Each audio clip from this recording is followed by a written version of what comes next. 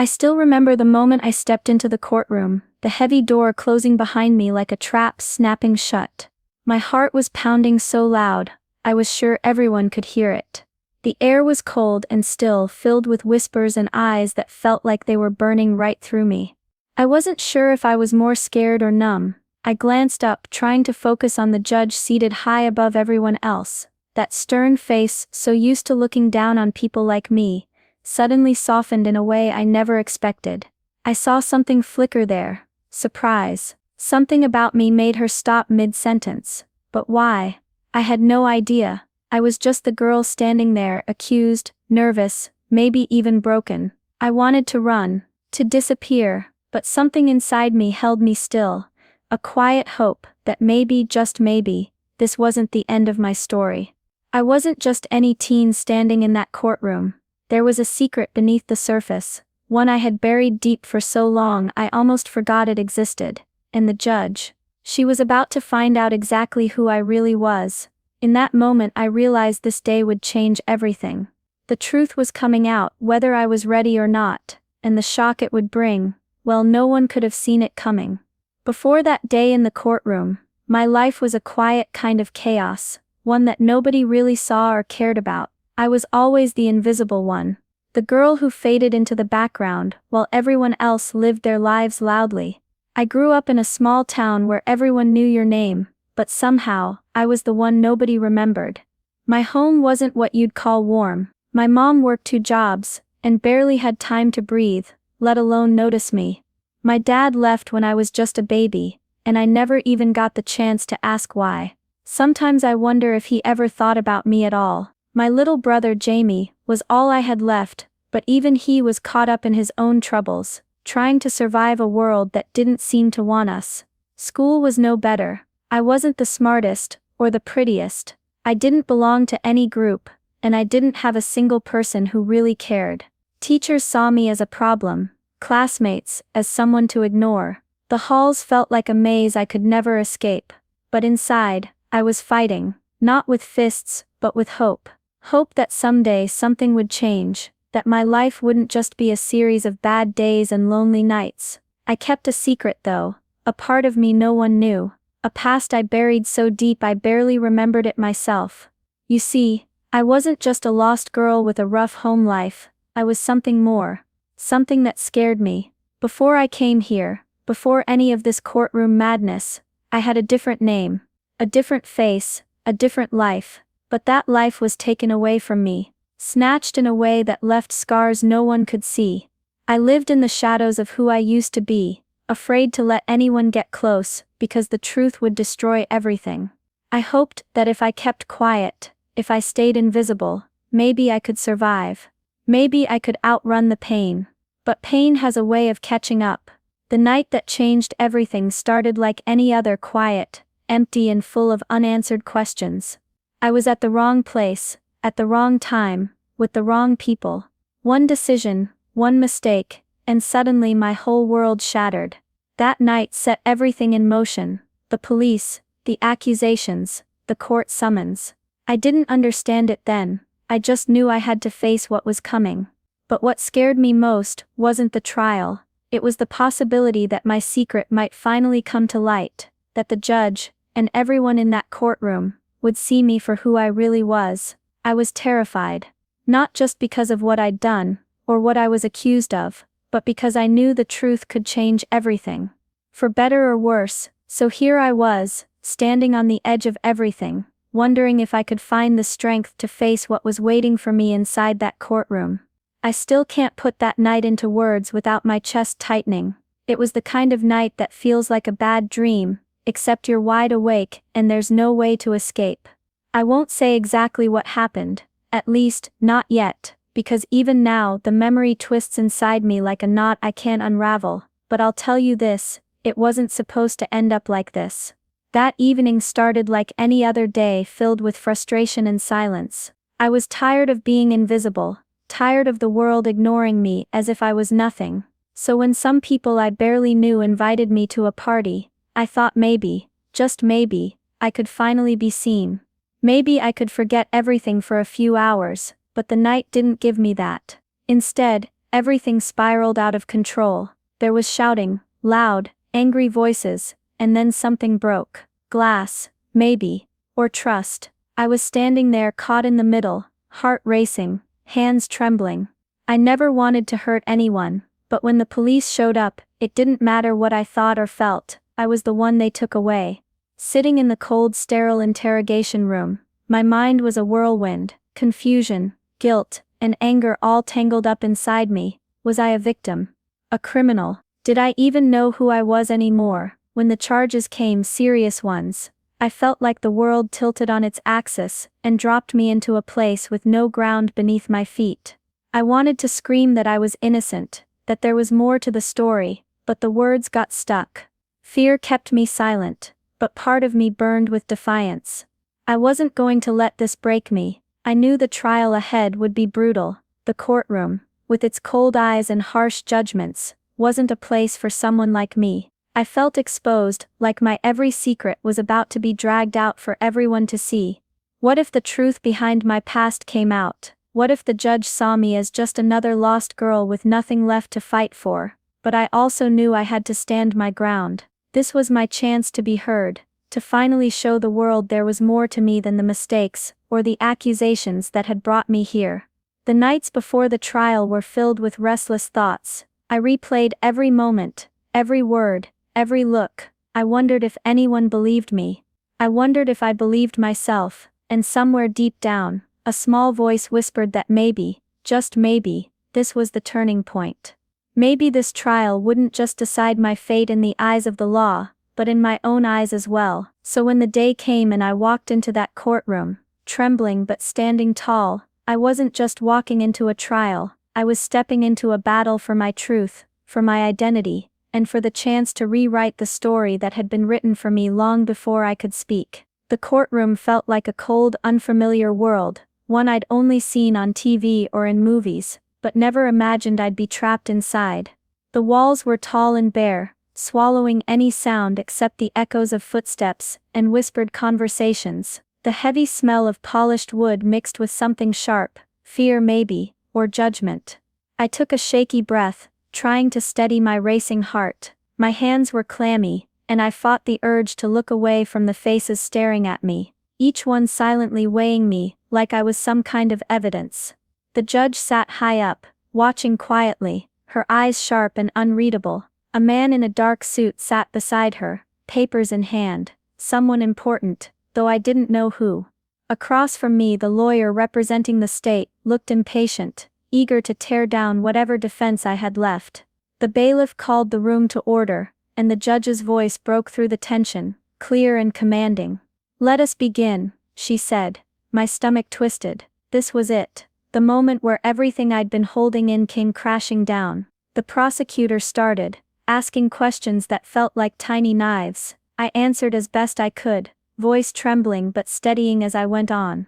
Then it was the defense's turn. The lawyer spoke softly, trying to build a story, but I could tell the courtroom was waiting for something bigger, something more, and then the judge spoke. She asked me a question that caught me off guard. It wasn't about the night in question or the charges, it was something personal, something only someone with deep knowledge could ask. "Do you remember the name you were given at birth?" she said, her voice softer now, almost gentle. My breath hitched. That name was buried so deep inside me, locked away with the past I tried to forget. For a moment I hesitated, then whispered it, half afraid, half desperate. The courtroom went quiet. I saw the judge's eyes widen, a flicker of something like disbelief or maybe recognition, passing over her face. The man next to her shifted in his seat. The prosecutor's pen stopped moving. Slowly more questions came, peeling back layers I'd kept hidden for so long, questions about where I was born, who raised me, and the family I never spoke about. Each answer felt like a crack in the armor I'd built around myself. I could feel the weight of the room shifting. This wasn't just a trial anymore, it was a reckoning. At one point the judge leaned forward, her voice barely above a whisper. "You remind me of someone I once knew, someone I lost." Confusion and fear tangled inside me. How could she say that? Who could she be talking about? My mind raced back to memories I'd tried to forget, Faces, places, names. Was it possible?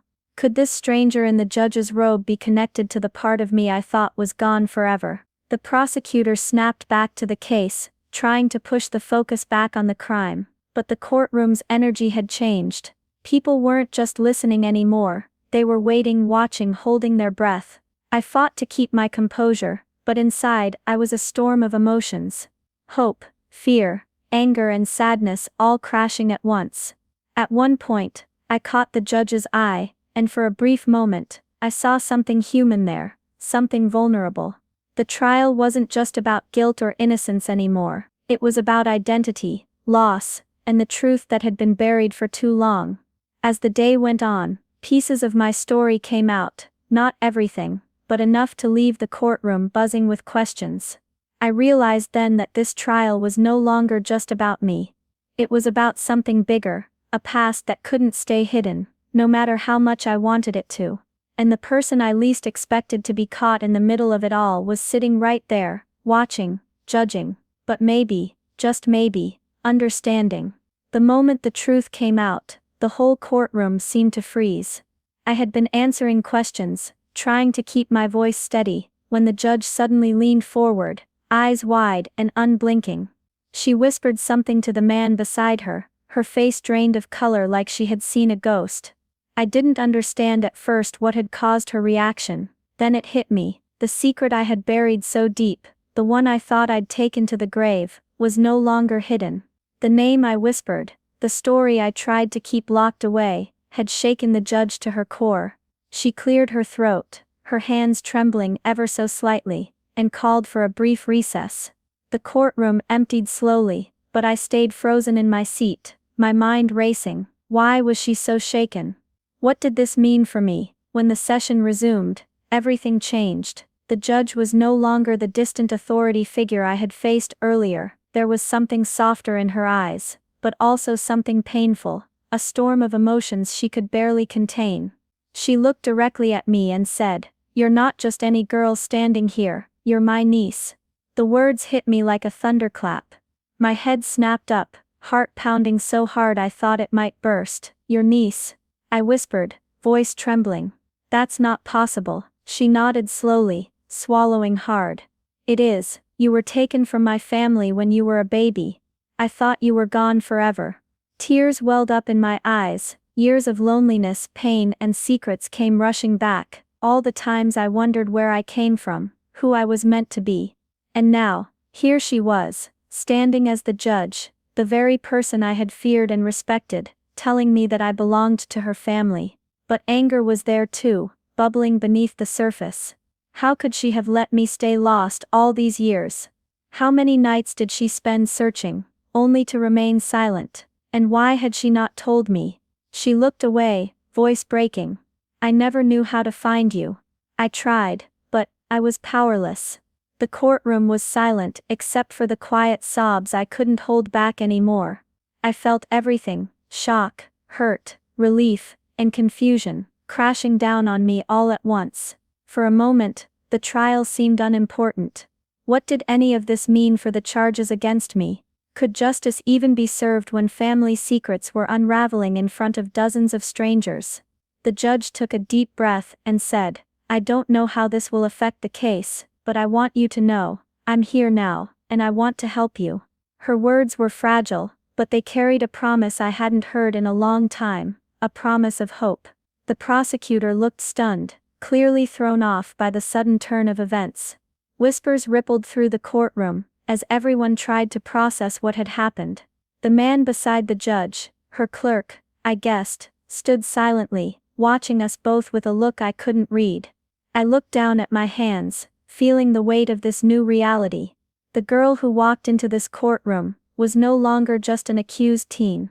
I was family, I was someone's niece, someone's blood, but what now? How could I trust someone who had been a stranger for so long? How could I forgive the years lost? The judge's eyes softened again, and she spoke directly to me. "We'll get through this. Together." In that moment I realized something important. No matter how broken or lost I had felt, I wasn't alone anymore, not really, but healing wouldn't be easy. There would be anger to face, questions to answer, and wounds that would take time to close. As the courtroom slowly filled again, the mood had shifted. The cold, harsh judgment had given way to something more complicated, something real. The trial wasn't over, but the story had changed, and so had I. After the courtroom emptied and the whispers faded, I sat alone for a moment trying to breathe in this new reality. The revelation, the truth that had been buried so long, had cracked open my world in ways I never imagined. I was no longer just a lost girl with a tangled past, I was part of a family. A family that had been searching for me all this time, even if I didn't know it. The judge, once just a figure of authority, was now someone deeply connected to me, someone who could help me find the pieces of myself I thought were gone forever. It didn't erase the pain or the mistakes, but it brought something I hadn't felt in years. Hope that maybe I could build a future that wasn't defined by fear or shame. Hope that justice could be more than punishment, that it could be about truth, understanding, and healing. The days that followed were filled with questions and difficult conversations, but also moments of unexpected kindness. The judge reached out beyond the courtroom, offering support in ways I never expected. For the first time, I felt seen, not as a problem to be solved, but as a person. This new connection didn't fix everything overnight, there were still battles to face, both inside and out. But I finally understood that identity isn't just about where you come from, it's about the strength to face your past and choose who you want to be. That courtroom, once a place of fear, became the starting point of a second chance. I'm still learning to trust and to forgive, but I carry with me the knowledge that no matter how lost you feel, the truth has a way of finding its way home, and sometimes, the people who seem like strangers are the ones who hold the key to your future. If there's one thing I want you to take away from my story, it's this: no matter how dark your past may seem, there's always hope for light. Justice isn't just about punishment, it's about truth, healing, and second chances.